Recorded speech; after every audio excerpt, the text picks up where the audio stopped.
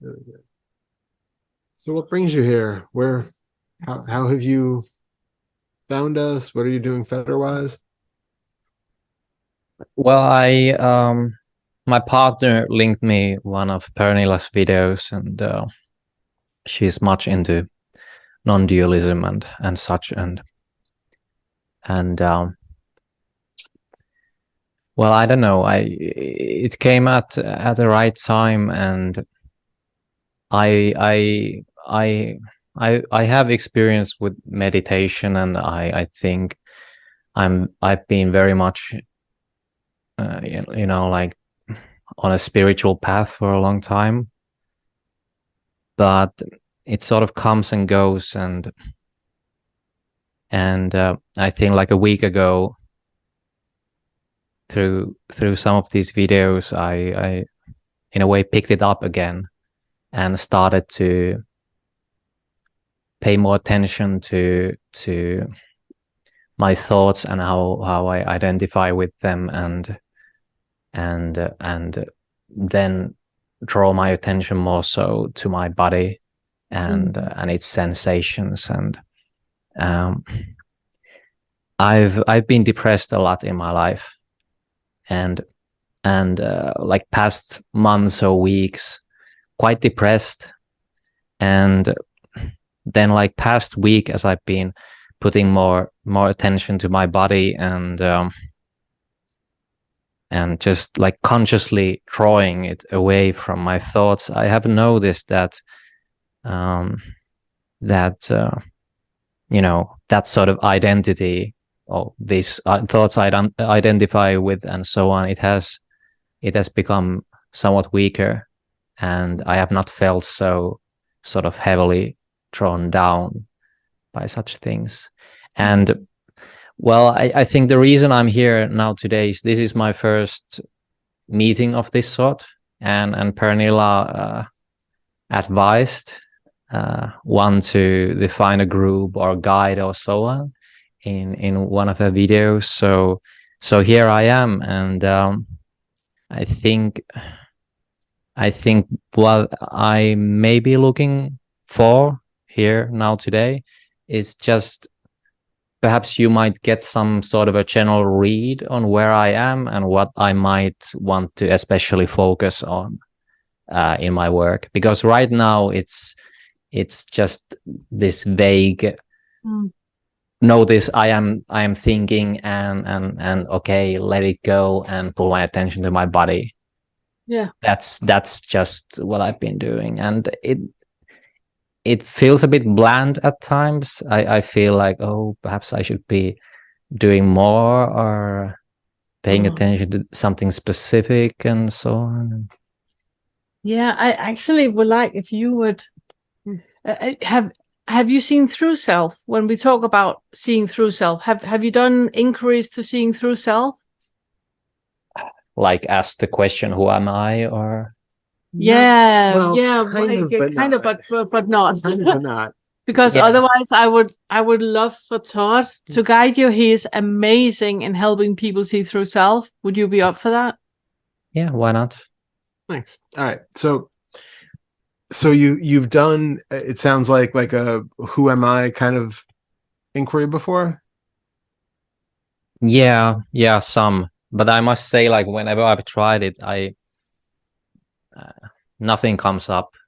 So yeah, so were you doing it in the kind of like koan tradition where you just kind of say it over and over again and then wait for the mind to kind of burn itself out trying to figure out? Okay.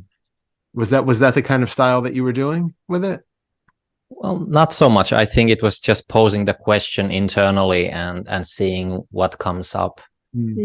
And like at least at thought level, I recognize that there is no I can understand that, but I think like experience at the level of experience, it hasn't quite clicked yet. That's what Todd, he's a master in that. So I would love for you to do that with him. Way to amp up the expectation. Yeah. Everybody okay, bring it on here. Their seat. Come on, Todd. Come on. like Vince, the pressure. Like Vince, it's gonna be gold. I have no idea what you're saying, but it's gonna be gold. All right. So yeah. So what we're going to do is we're going to investigate in this moment what actually feels like a self. What is it that's being falsely taken to be you, Timo? All right. So to do this, I want you to close your eyes, take a few deep breaths, really settle in, focus your attention down into the body, and you can feel like we did at the very beginning with Pernilla's introduction. Feel the weight pulling you down into the chair. Feel your feet on the floor. Feel your butt against the seat. Just feel the kind of heaviness in the body. And allowing the breath to be perfectly normal. Get kind of a clear view of the whole body as a cloud. Without going deeply into a body dissolving meditation, I just want you to see if you can get a sense of the body as a whole, not as an image. Don't just try to create a mental overlay of what you think your body looks like right now. Just feel if it feels like a cloud of indiscriminate sensation. Can you feel necessarily where you are in space? Can you feel where your limbs are? Can you feel your arms touching your legs? And if so, just put a little attention there and see if the boundary starts to slip.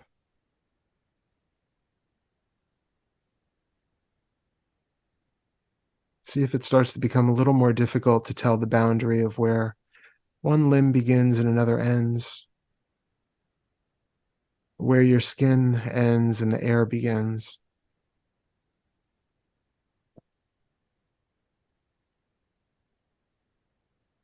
So I want you now to go up to where we assume the head to be.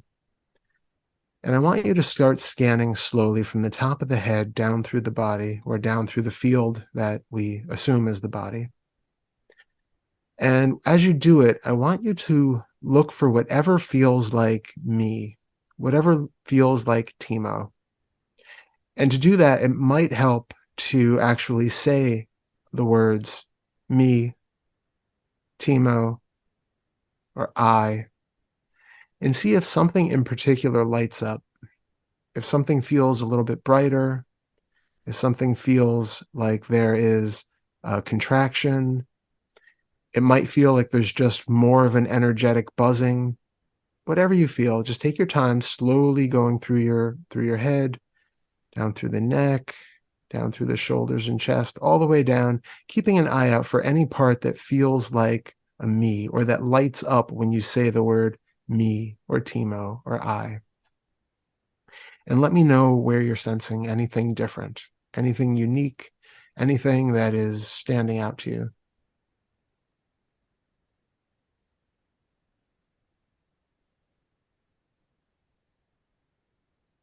I think I feel most pressure in my head, throat, and heart areas. Excellent. So let's take those three. Does it feel like one of those in particular is the self, or does it feel like it's a combination of the three?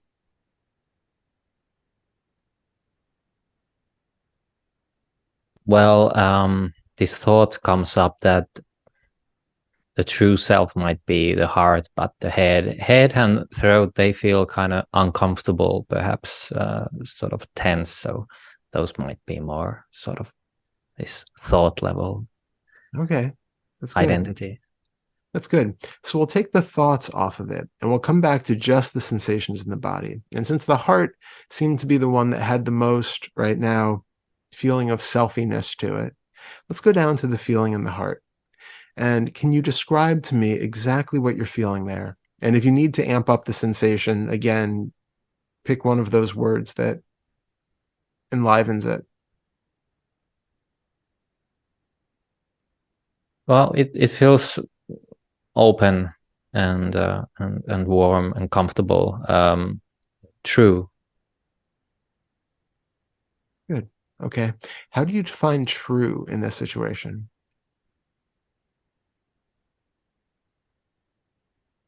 Well, it's that it's not false. It's not. It is something real, not constricted. It is something that So, has expanded and open. so for right now, we're going to take the value judgment of true or false off of the sensations, because we know there are apparently sensations there, but there's an assumption that an open, expanded sensation means truth, and a constricted, contracted sensation means that it's false. But that's just a thought. We have taken that on as a belief from someplace else. And so we're going to let that one go for right now. And we're just going to come back to what it is that you're experiencing. So right now, you're feeling something that feels open and warm in the chest, right? Right. Can you go further into those sensations and explore that? And as you're feeling what's really there, I want you to ask, is this me? Is this the root of Timo? Is this myself?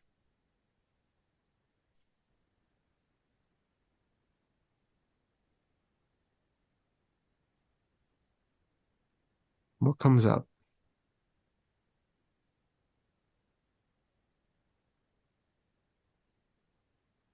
Well, I don't know. I think it's just some speculation at thought level when it comes up.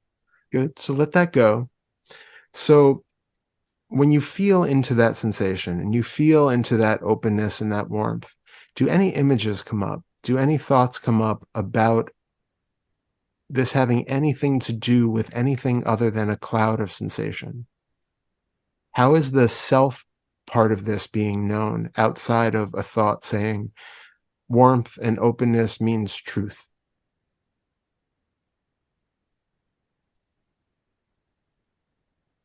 Well, this might be sort of meta level, but I think there is some reservation or anxiety about, because I think I'm quite neurotic, so like doing the right thing or perhaps holding up what is going on here because I don't know what you are after specifically. That's okay. That's not necessarily important. I'm just Yeah. expressing it that I can notice something like that going on. Thank you And for well, that. Good. So just let that go because that's just another passing thought. We'll leave that aside for right now. Now, I would like you to once again scan from the top of the head down through and notice if those other parts that you had noticed, the behind the eyes and the head and the throat, are they still calling out to you as being perhaps in some way relevant to the feeling of being a self?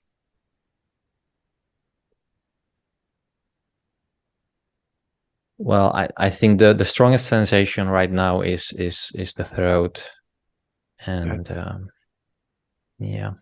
So come into that sensation and tell me when you feel that sensation, can you first of all describe how it feels? It's sharp and burning. Good, good. So can you just be with that sensation and notice if anything comes up while you're sitting with it? It doesn't have to, but just notice if any images appear in the mind, if any thoughts come up, if you hear anything. Just let me know if anything comes up, if it does.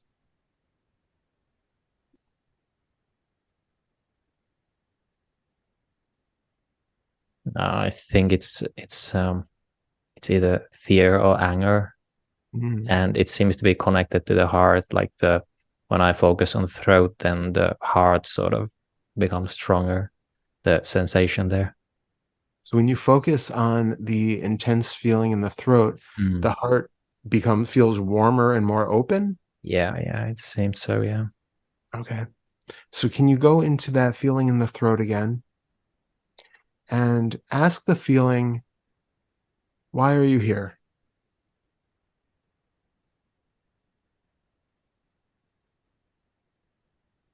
What do you have to tell me?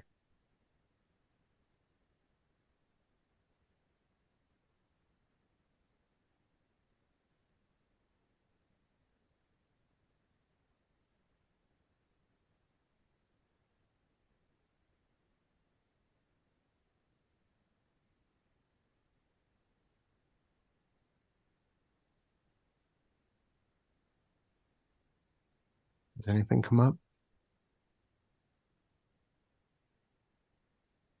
Well, at least previously I had this thought or idea that something about not getting to express myself, perhaps in the childhood, something that has been left unsaid. Good, really good. So we're not going to get attached to it like it's a narrative of Timo, that this is a history thing that is going to be it's been a pattern my whole life, and I am somebody who just can never speak their mind and never say what they want.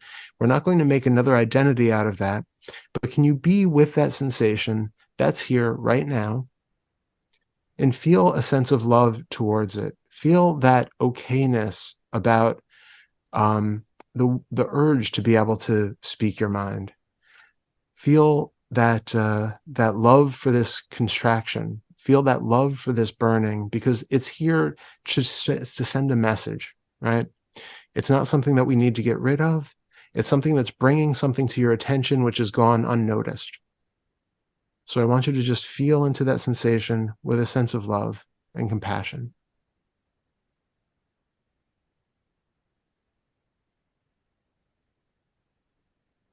Is it okay for that sensation to be there? Yeah. And do you notice anything going on in your heart while you were doing that, sending love and compassion to the throat? Well, it feels reasonably open and soft. Just feels a bit uncomfortable, sort of constricting the throat area, but it's not unbearable or anything. Good. Yeah, we want to recognize that the sensations and these contractions that are there, they're never really unbearable. We just want to have the ability to sit with them, allow them to be, and have that sense of compassion towards them, because they are there for something. They're bringing up something that's relevant now. It doesn't matter whether it actually had anything to do with some past history when Timo was 7 and couldn't speak his mind. What's relevant is that right now there is a belief that Timo is not allowed to speak his mind. So we want to have compassion for that, and we can investigate. If we had more time, we would investigate more into what's going on with that. But for the time being, what I would like you to do, because this part of the self-inquiry is something which can really be the linchpin to holding on to those identities, that feelings of identification. And so if we can start to be with and recognize and loosen these emotional underpinnings, they can start to let go of those threads. It's like pulling apart a sweater thread by thread, and it starts to unwind this whole feeling of self-identity. So that could be a large part of it. If you don't have a part that feels very obviously like, this is me, this is where I am located in the body, then it means that you probably have these other emotional contractions that are being experienced. But one thing that I would like you to go away with is to recognize, again, feeling into that sensation in your throat, and recognize that there's nothing about that sensation that is distinctly Timo, right? In the head, the throat, and the heart all came up as potential places that felt the most alive, the most like you, but none of them really felt like, I am definitely here in my throat, or I am definitely here behind my eyes, or I'm definitely here in my heart. Yeah, nothing like that, no. Good. So what I want you to recognize is that the sensation in the throat, even though it is just sharp, burning, seemingly localized to that area, and the sensation in the chest, even though it feels open, warm, expansive, that those are both just sensations. Our designation of them and our judgments of them can be very different. So we could say that the throat feels closed and that feels wrong and that's false. And we can say that the heart feels open and that's truthful. And so that's something right. But those are just thoughts that we have learned and stacked over what are just raw sensations. And so I want you to get curious about and notice that there is no difference in the sensations in the throat and the sensations in the heart in terms of the meaning, in terms of the actual experience of them. And there's nothing there that says one of them is more Timo or me or a self than any other sensation.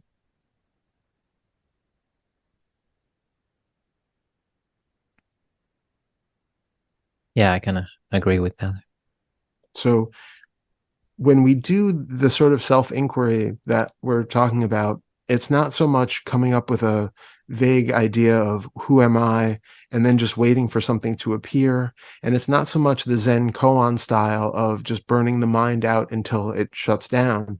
What we're doing is looking for indirect experience, and direct experience is without any thought labels, without any content of the thought being believed, because thoughts can still be there in direct experience, but it's the content of the label that's not. So it's just the fact that direct experience is raw feeling, seeing, hearing, smelling, tasting, and the fact that a thought is visible or audible. But beyond that, we just come down to the actual raw experience of whatever we're feeling. And in that direct experience, we look for any possible thing that could be mistaken to be a self. And is that coming in the form of internal images, mental overlays, a unquestioned belief that a sensation in the chest could be a me?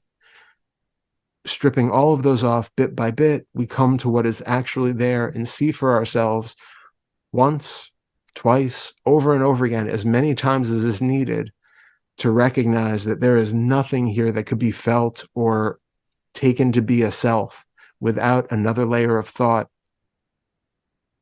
saying that it's so. Does that make sense?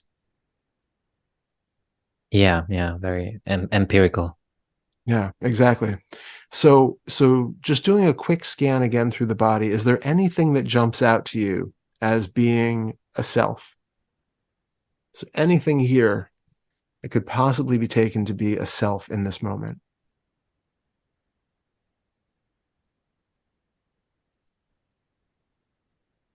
Well, it very much depends on the definition of self. Of course, we didn't do that yet, but It does, yeah. But nothing constant or some eternal, always true and always the same way kind of a thing pops up. Obviously, it's just sensations. Yeah, that's it.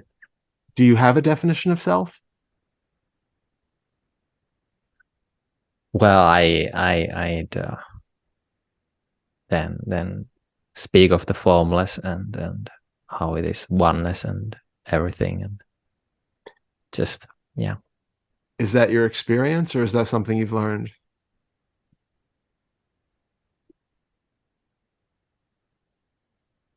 I think I could say it's both. I have experienced things in relation to this as well, yeah, myself.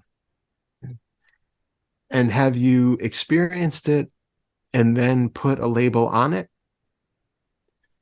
of oneness, of, big S self, or awareness or presence, or? Yeah, absolutely. I'm very prone to creating concepts and conceptualizing the reality. Yeah. Does reality need to be conceptualized? No. Does it add anything to it? Not really. I think in the end it's just a game, just entertainment. It is. Absolutely. Yeah, we have a habit of wanting to classify things in order to know them. And it gives us a sense of security when we feel that we know something. And so all of this is grasping at creating a concept so that we feel like we have this thing in a box. Now I'm safe. Now I know what it is. There's no ambiguity left. Even if I don't know what I am as a small self, I know that I am a part of this bigger unity of the cosmos, of consciousness, or whatever. And now I'm not small. I'm not insignificant. I'm not going to die. I'm not going to be vulnerable in any way, because now I'm everything. And that's a really comfortable belief to take on, but we're questioning even that in the long run. So it's slowly giving up that need to conceptualize absolutely everything, and to be comfortable with the unknown, with the mystery, with the vulnerability of not knowing, the vulnerability of just absolute an okayness with not knowing. It's an equanimity that comes with the need to not classify and to not grasp, because all of those things ultimately run into the face of other beliefs and other people who have contrary experiences. And so it just becomes an endless game where we are always comparing our experiences to others, comparing our systems and concepts to others. And it just leads us down this rabbit hole of never-ending seeking and never-ending self-deception. So that's why we come right back to direct experience and just see what's there, and notice anytime a label gets affixed to it. Every time we want to put on some concept over it, and just let that go and come back to what's really there. Yeah, I think like a lot of my thinking is and has been very compulsive, and just happens by itself, and it probably comes from whatever experiences in the past. I don't really care, but I think like I felt very trained for a long time, very tired. Like I felt that I am more tired than I should be. Like why does it feel like everything's such a burden? And like I'm guessing that it may have something to do with how active my mind is. Yes. Thinking is like it's all the time going to like everywhere. So like if I could just learn to just be here and now or so, then biologically the brain uses more energy than, I mean, it's an amazingly calorically dense source of yeah. May I just come? That was beautiful. Thank you. I really enjoyed that. Thank you. I really enjoyed that. Timo, I was thinking, every time you get the feeling of depression or the feeling of exhaustion, or have that feeling, if you watch this part of the recording and do this inquiry to that feeling, and then look into how do you know what depression actually is. You have a label saying what depression is, or a label saying what exhaustion is. How do you know how that feels in the body?